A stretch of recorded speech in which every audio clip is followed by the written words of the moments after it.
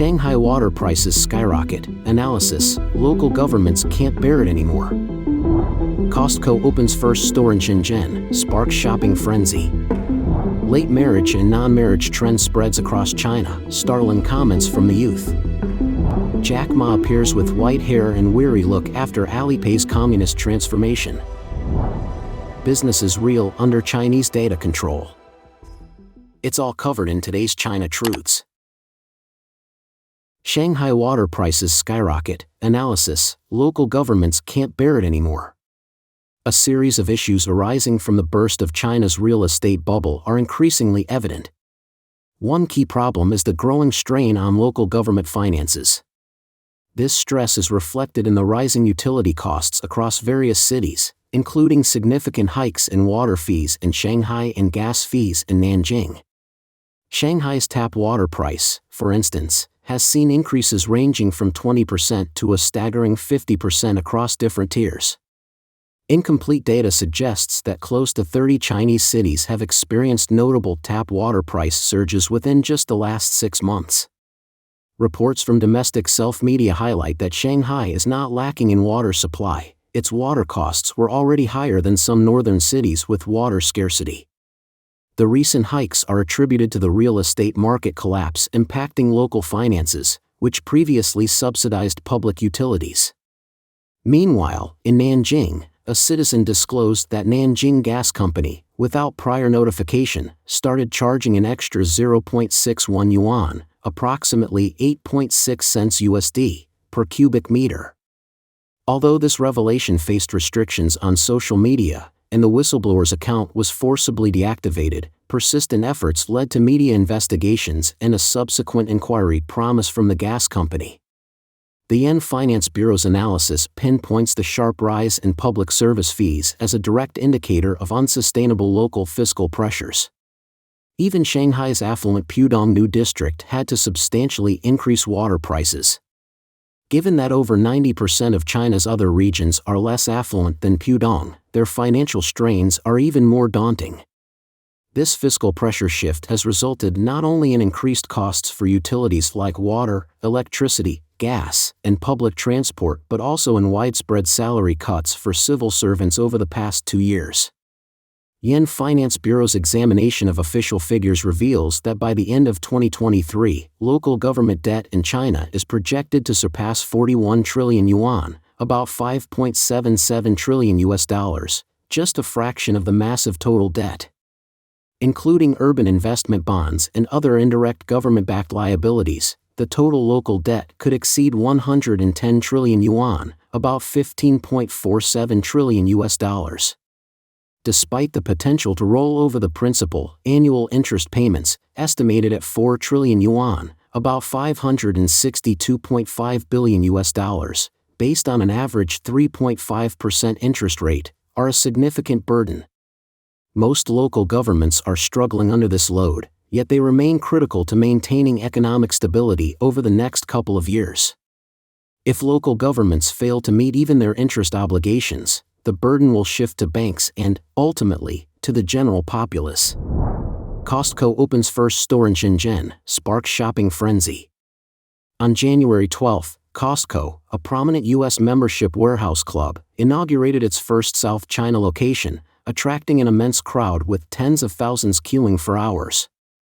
This store joins Costco's 5 existing branches in China, including a significant one in Shanghai's financial district. The turnout was so large that the store had to limit entry, allowing in 100 people every 10 minutes. Social media platform X posts showed the extensive queue winding through the parking lot and sidewalks, with waits exceeding 3 hours. The economic downturn and a surge in youth unemployment have led Chinese consumers to cut back on luxury spending in favor of essential groceries.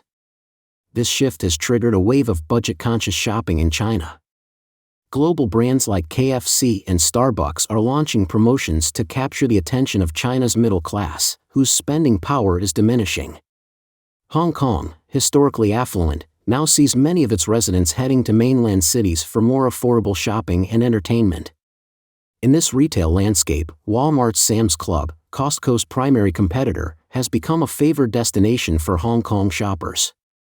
This trend is further bolstered by travel agencies arranging group trips to mainland stores and agents buying in bulk for resale in Hong Kong. It's noteworthy that neither Costco nor Walmart currently operate stores in Hong Kong. Source: https://www. Late marriage and non-marriage trend spreads across China, startling comments from the youth. Statistical data shows a rising trend of delayed marriage or choosing not to marry in both urban and rural China, leading to the emergence of divorce buddies where divorced women live with their children. The China Population and Employment Statistics Yearbook 2023 data reveals that in 2022, the unmarried rate among 25 to 29-year-olds in Chinese cities was 56.9%, and 20% among those aged 30 to 34. Notably, 30-year-olds in urban areas had a 30.7% unmarried rate. In towns, the rate was 44.6% for 25 to 29-year-olds. In rural regions, the unmarried rate for 25 to 29-year-olds was 47.4%, and 19.3% for those aged 30 to 34, exceeding 2% for all age groups over 50. Unmarried rates are higher in urban areas for ages 25 to 34, but in rural areas, it surpasses urban and town areas for those 35 and older, linked to gender imbalances in rural marriageable populations. Some netizens on Weibo question the reported rates, suggesting actual marriage and divorce rates may be higher. Experts cite factors like prolonged education, delayed workforce entry, independence of youth, high living costs, and migration as influencing marriage rates and ages. High youth unemployment, causing financial constraints, may also hinder marriages and families, according to Ben Steil from the Council on Foreign Relations. As reported by Radio Free Asia, economic stagnation is driving some Chinese youth towards a lifestyle characterized by the 4 no's: not marrying, not having children, not buying houses, and not dating. A widely shared video online shows a young individual explaining their decision not to have children. Their response, what astonishing to many, goes like this: as long as I remain childless, I remain resilient. Nearly 80 to 90% of the issues in my life can be avoided, you know? You might wonder why someone like me, who holds no grudges or grievances against anyone, should unnecessarily bring innocent lives into this world. Why should I use the hard-earned 3 million yuan I've saved to raise kids, only for them to become overworked corporate slaves, working from 9 a.m. to 9 p.m., 6 days a week, and for me to become enslaved by a mortgage? Why go through all that trouble? By the time I reach 35, I'll be at risk of losing my job due to optimization, and in the end, only the country, banks, and capital will benefit from my efforts, while my own children won't appreciate it. There's a saying, children and grandchildren bring their own happiness, but without them, I can enjoy my life to the fullest. It's unfortunate to burden parents with such concerns, but by not having children, I can live a more carefree life. At the very least, I won't become a parent, and I can lead a more authentic existence. Those who do have children also alleviate the pressure of being overwhelmed by the demands of parenting, and their kids will lead happier lives. It's only in situations where leaks become scarce that they become more valuable.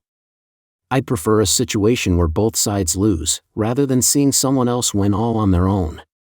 According to a report from Hong Kong's Economic Daily, 2 friends, both born in the 1990s and hailing from Lipanshui, Guizhou, embraced an unconventional lifestyle known as divorce buddies after going through divorces. They brought their respective children together and shared living arrangements.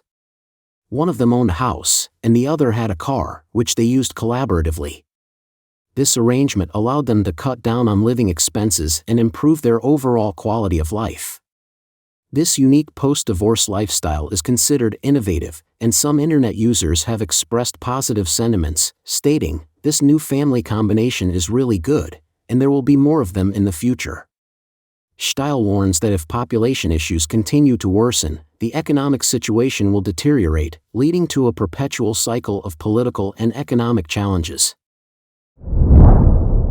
Jack Ma appears with white hair and weary look after Alipay's communist transformation. The Weibo account e-commerce report disclosed on the 11th that Jack Ma was recently spotted on Avenue Montaigne in Paris, France. This street, a tributary of the renowned Avenue des Champs-Élysées, is a hub for numerous top luxury brands and a favored spot for the elite and famous. Photos that have emerged show an older-looking Jack Ma dressed in a dark blue coat and gray-white pants, with his hair neatly parted to the side. The report also noted that during this visit, Jack Ma was seen with Bernard Arnault, the president of LVMH Group, and his third son. This has led to speculation about possible business negotiations. Last June, Bernard Arnault made an appearance in a major business district store in Beijing, emphasizing LVMH Group's focus on the Chinese market in the aftermath of the COVID-19 pandemic. This news sparked widespread discussion in China. Comments ranged from speculation about Ma's foresight and strategy to suggestions that enjoying life is now his best choice, despite reduced control over his business interests. On the 12th, the international social media platform X's Financial Truths also remarked that despite Jack Ma appearing older with more white hair, his presence in Europe is a significant indicator of his safety and well-being. The CCP often resorts to making threatening or non-compliant individuals disappear or seizing assets. During Ma's previous absence, there were concerns that he might have been killed or detained by the CCP. As previously reported, on December 28, 2023, the People's Bank of China announced its approval for Ant Group's Alipay to change to having no actual controller, following the application by 6 companies to nullify the equity rights of Jack Ma and 3 others. This indicates a shift in the equity structure of Ant Group, Alipay's parent company, reducing Jack Ma's voting rights from 53.46% to 6.208%. Jack Ma is no longer the controlling figure of Ant Group, effectively altering Alipay's sovereignty. Netizens have humorously remarked that Jack Ma's Alipay has been communized, suggesting a common end for private enterprises. Holding an ace, Beijing dares not interfere. Since Jack Ma criticized China's regulatory system at the Shanghai Bund Financial Summit in 2020, his movements have been under scrutiny. From September 2021, Ma has been spotted intermittently in various countries, including the Netherlands, Japan, Nepal, Bangladesh, and Pakistan. By the end of 2022, rumors circulated online that Ma had been living in Tokyo, Japan, for nearly 6 months. Many wonder how Jack Ma can legally reside in Tokyo for an extended period without a Japanese visa or citizenship. The answer lies in his unique role within the United Nations.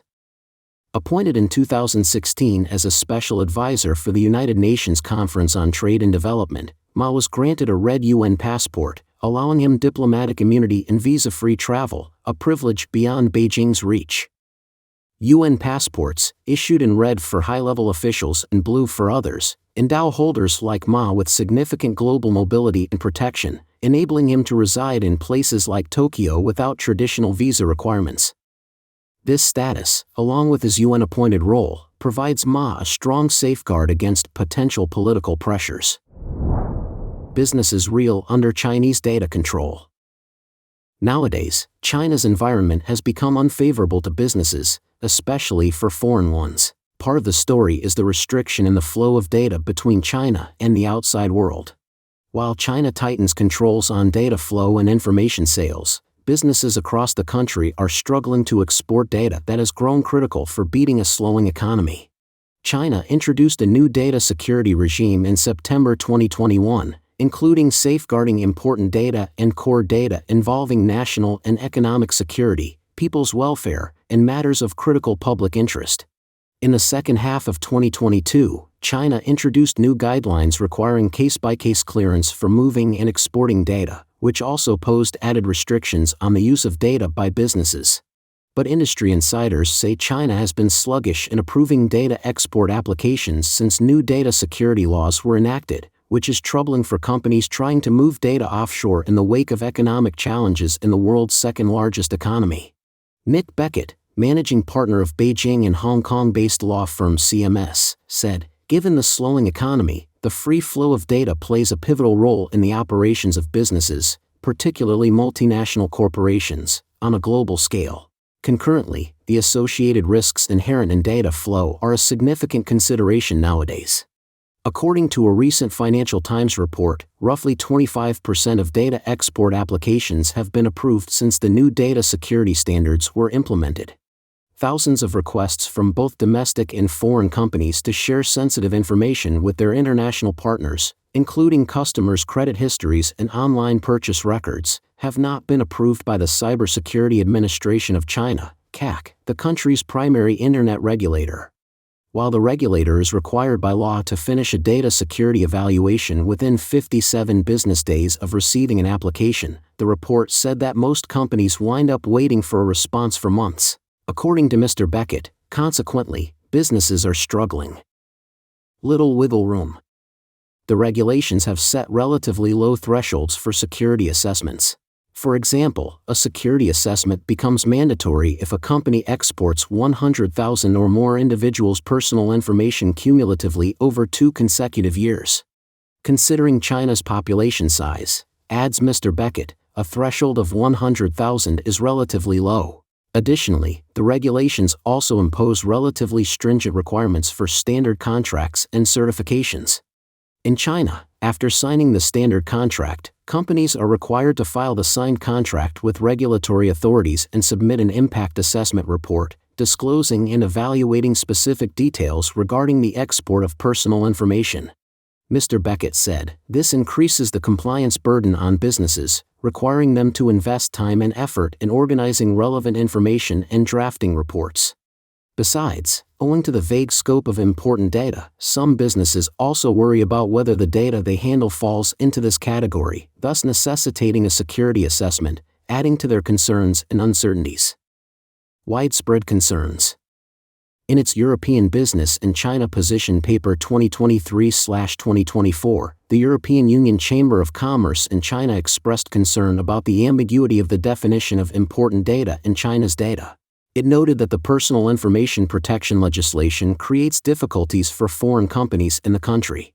The paper also requested strengthening China's regulatory environment's predictability and reliability by ensuring laws and regulations are detailed and well-defined, allowing enterprises to undertake independent audits to be certified in compliance with global legislation.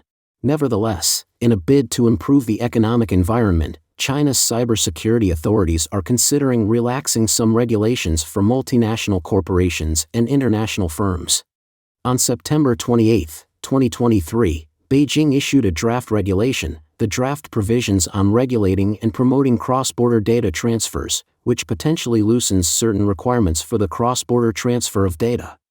Mr. Beckett concluded, however, this draft regulation is still in draft form, and many companies are awaiting its finalization and effectiveness. Don't forget to leave a comment in the section below to share your opinions on today's topic with us. Make sure to like and subscribe to see more interesting topics from China Truths.